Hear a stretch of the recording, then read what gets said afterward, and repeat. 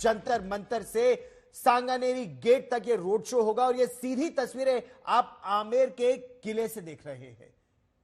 France के राष्ट्रपति इस समय आमेर किले पहुंचे हैं और यहां किले में किस तरह जयपुर का वो प्राचीन इतिहास और जयपुर में जिस तरह कला को निखारा जा रहा है, कला की क्या भूमिका है, उस पर वो स्थानीय कलाकारों से बात कर रहे हैं।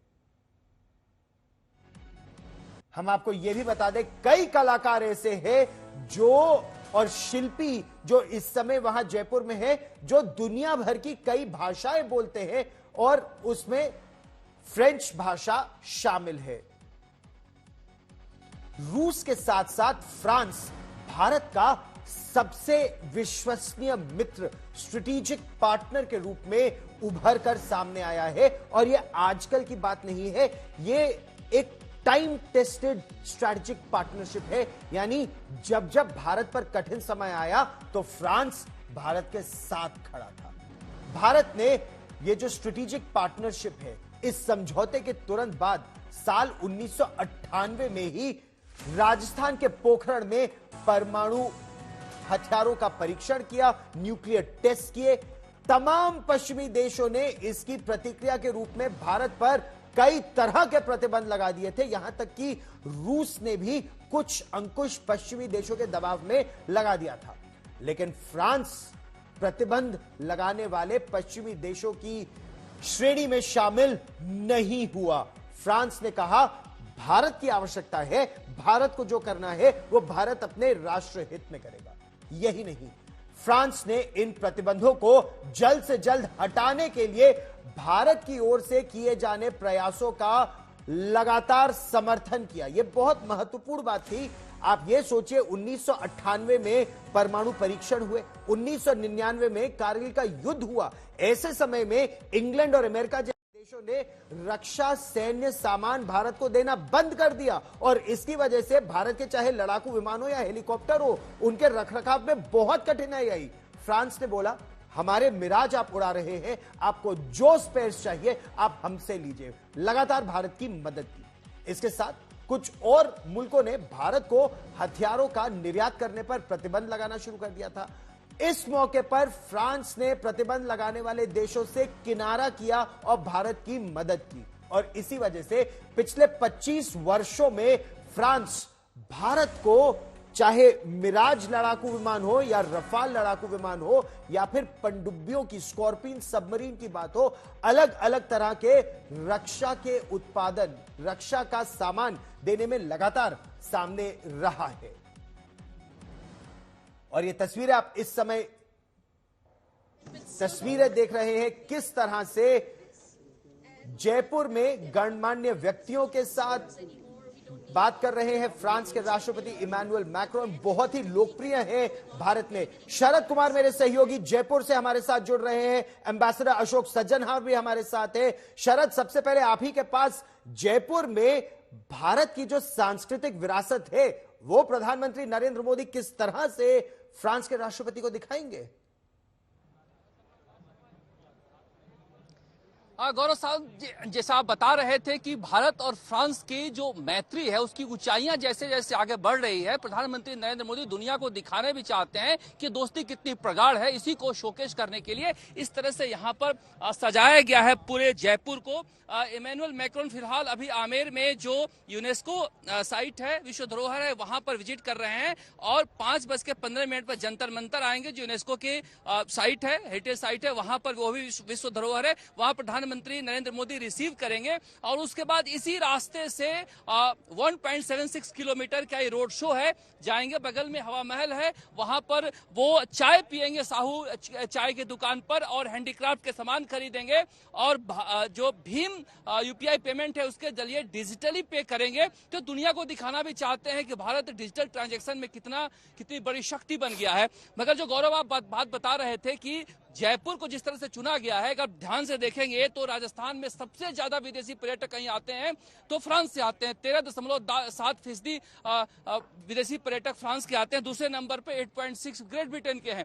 तो प्रधानमंत्री नरेंद्र मोदी ने जब ये तय किया कि यहाँ पर इमैनुअल मैक्रोन को लेकर आना है, तो उनकी नजरों में कहीं ना कहीं रहा होगा कि इसको और ऊपर उठाते हैं। 71 के वॉर के बाद जब बॉर्डर टूरिज्म नहीं था तो सबसे पहले फ्रेंच टूरिस्ट ही यहाँ पर आना शुरू किए, और जो हंटेड टाउन जिसको कुलधरा पूरी दुनिया में जाना जाता है, फ्रेंच टूरिस्टों ने ही खोजा था। तो टूरिज्म को लेकर एक लगाव रहा है। और 98 की बात आपने बिल्कुल सही की। जैकस सिराक के समय ये जो सफर शुरू हुआ था, निकोलस सार्कोजी हो, फ्रांसिस ओलंदे हो, और अब जो है इमैनुअल मैक्रोन है, इसको ऊंचाई पर लेकर चलते जा रहे हैं। जब 2016 में फ्रांसिस ओलंदे के सामने प्रधानमंत्री नरेंद्र मोदी ने कहा था कि मेड फॉर ईच अदर, एक दूसरे के लिए भारत और फ्रांस बने हुए हैं, तब से चर्चा की जा रही थी। अब तो ये भी कहा जाता है बहुत महत्वपूर्ण बात आपने की।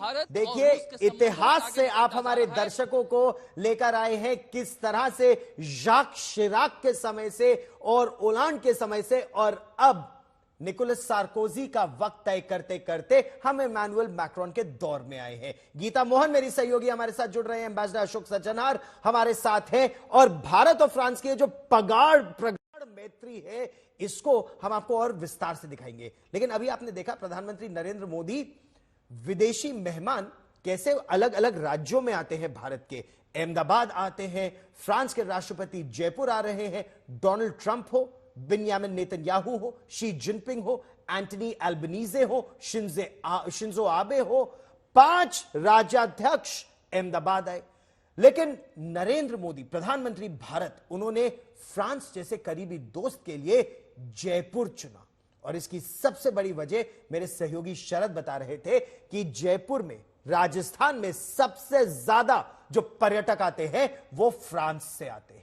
विरासत की भी बात है। गीता मोहन हमारे साथ जुड़ रही हैं। गीता, यहां विरासत भी है और एक नजर भविष्य पर भी टिकी है, दोनों देशों के संबंधों को और आगे नई ऊंचाइयों पर ले जाने के लिए। गीता,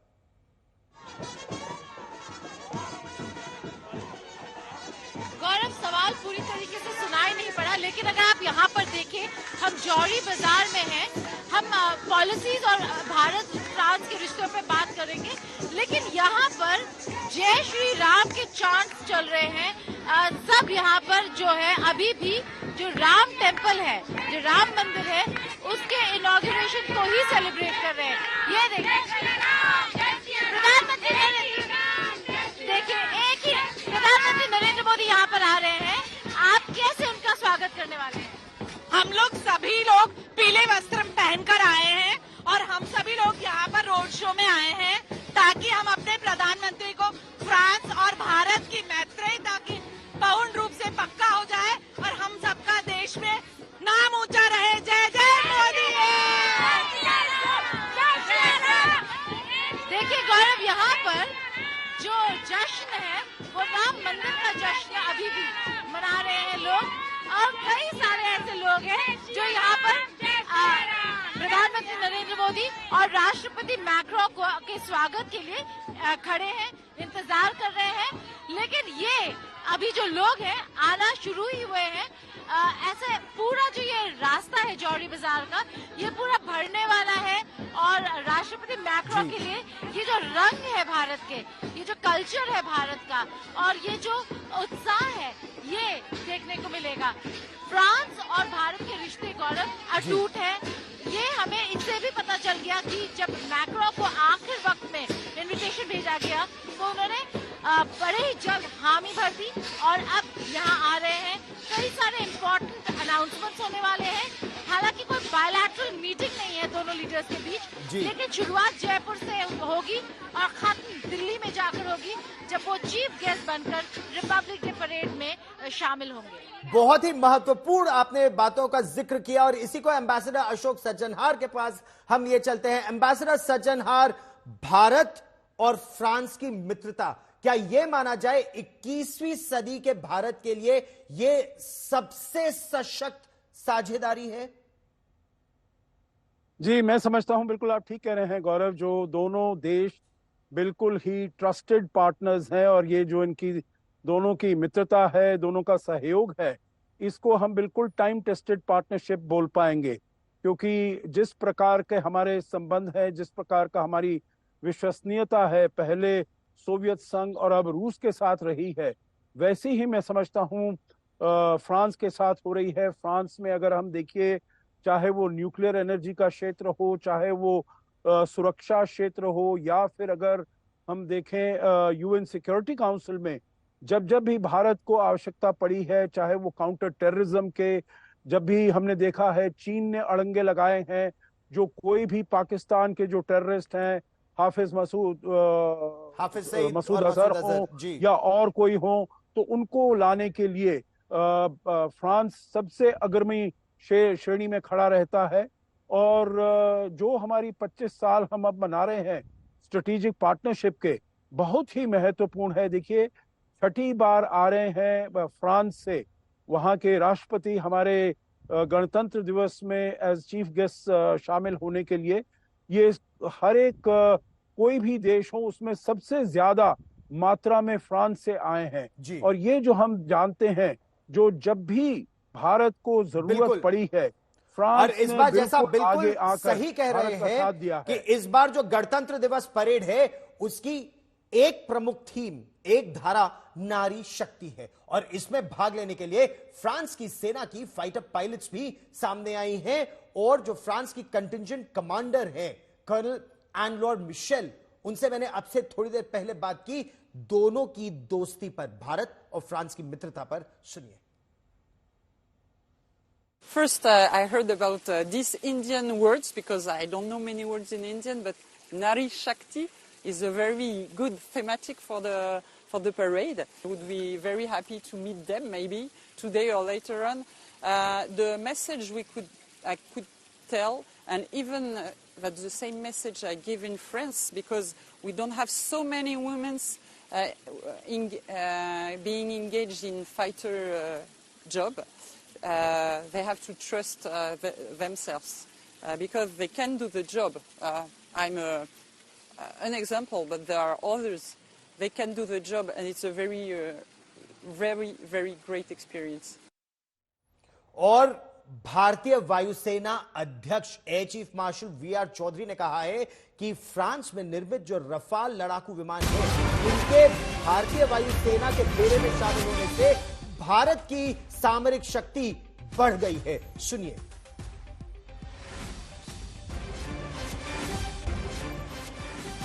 इस बार का गणतंत्र दिवस खास है क्योंकि 75 साल पूरे हो रहे हैं और इसीलिए इस बार तीनों सेनाओं की तरफ से कर्तव्य पथ पर नारी शक्ति थीम के साथ मारक क्षमता का प्रदर्शन होगा। भारतीय वायुसेना कैसे अपनी मारक क्षमता कर्तव्य पथ पर दिखाएगी, इस पर बात करने के लिए हमारे साथ भारतीय वायुसेना के प्रमुख air chief marshal V R. Chaudhari ji हैं। सर, आपसे जानना चाहूंगा, जो नारी शक्ति थीम है उसको देखते हुए भारतीय वायुसेना किस तरह से इस बार कर्तव्य पथ पर अपनी ताकत को दिखाएगी? पहले तो आपको बता दूं कि भारतीय वायुसेना में चाहे स्त्री हो या पुरुष हो, सबको एक समान अधिकार और अवसर मिलते हैं। कंप्लीटली जेंडर एग्नोस्टिक सर्विस है और पिछले 30 सालों में महिला कर्मचारियों ने हर एक पद पे काम संभाला है और बहुत कुशलता के साथ संभाला है। इस बार पहली बार जो फ्लाई पास्ट होने वाला है, इसमें 15 महिला अधिकारी पायलट्स भाग लेंगे, तो ये सबसे बड़ा प्रदर्शन होगा हमारा। और मेरे ख्याल से इसके तहत युवकाओं को ये प्रोत्साहन मिलेगा कि इंडियन एयरफोर्स एक बहुत बढ़िया सर्विस होगी। तो ये पहला मौका हो जब बड़ी संख्या में आपकी महिला पायलट ट्रांसपोर्ट फाइटर इस तरह के विमान उड़ाएंगे। और हम देखेंगे कि एलसीए भी पहली बार फॉर्मेशन में स्वदेशी विमान है जो हिस्सा ले रहा है। एलसीए को लेके हमारी कॉन्फिडेंस बहुत बढ़ चुकी है और ये पहली बार हो रहा है कि एलसीए का फॉर्मेशन फ्लाई पास्ट होगा कर्तव्य पथ पर। हमारे ऑर्डर्स भी आपको पता है कि लगभग 200 से ज्यादा विमानों की ऑर्डर है एलसीए की, तो हमारा इस जहाज पे कॉन्फिडेंस बढ़ता है और हमारी क्षमता इसके इंडक्शन से और भी बढ़ती रहेगी। और भारतीय वायुसेना में एलसीए के फ्यूचर के तौर पर कैसे आप देख रहे हैं? आगे एलसीए मार्क 1 की हम बात करें और इसके एलसीए मार्क 1A इंडक्शन के बाद एलसीए मार्क 2 का प्रोडक्शन और इंडक्शन शुरू होगा और एलसीए मार्क 2 की जितनी टेक्नोलॉजीज हैं उसके आधार पे और उसको इस्तेमाल करते हुए एएमसीए का निर्माण होगा। AMCA प्राइमरीली स्टेल्थ एयरक्राफ्ट होगा, जिसमें काफी सारे LCA Mark II की टेक्नोलॉजीज उसमें शामिल होंगी। तो आने वाले 10-12 साल में ये 3 वर्जन्स भारतीय वायुसेना में शामिल होने के हम उम्मीद रखते हैं कि अगले 10 से 12 साल तक ये तीनों वेरिएंट्स शामिल हो जाएं एयरफोर्स में। एक और जो लड़ाकू विमान है राफेल, जिसको लेकर ज्यादा चर्चा होती है, इस बार भी फ्रांस के राफेल भी और हमारे राफेल लड़ाकू विमान फ्लाई पास्ट का हिस्सा होंगे। उसको लेकर क्या इस वक्त भारतीय वायुसेना की तैयारी है, किस तरह की मारक क्षमता वो भारतीय वायुसेना को दे रहा है? इस 36 रफाल के इंडक्शन के बाद भारतीय वायुसेना की क्षमता बहुत बढ़ चुकी है और इसका उदाहरण आपको कल देखने मिलेगा कि जो फ्रांसीसी रफाल हैं वो UAE से उड़ान भरते हुए यहाँ पे कर्तव्य पथ पर फ्लाई पास्ट करके वापस अपने बेस UAE पे जाएंगे। इस तरह की क्षमता जो रफाल ने हमें दी है वो पहले हमारे पास नहीं थी और इससे काफी हमारा उत्साह बढ़ा है और हमारी क्षमता भी बढ़ी है। और सर, इस वक्त हम अगर भारतीय वायुसेना की ओवरऑल तैयारी को देखें, जो हमारे पास विमान है, चाहे रफाल हो, सुखोई हो, LCA हो, उसको लेकर हमारे आसपास का जो हमारे पड़ोसी हैं, हमारे जो चैलेंजेस हमारे सामने हैं, उनको आप कैसे देखते हैं इस नए साल में? इन चैलेंजेस को मद्देनजर रखते हुए हमने एक कैपेबिलिटी डेवलपमेंट प्लान बनाया हुआ है, जो कि अगले 20 से 25 साल तक किस तरह की कैपेबिलिटीज को एयरफोर्स में इंडक्ट करना है उसका प्लान है। और उसके हिसाब से मेरे ख्याल से अगर टाइमलाइंस अगर मीट हो जाएं तो हमारी क्षमता हमेशा कायम रहेगी और चाहे 1 फ्रंट हो या 2 फ्रंट हो, हम मुकाबला करने को हमेशा तैयार रहेंगे।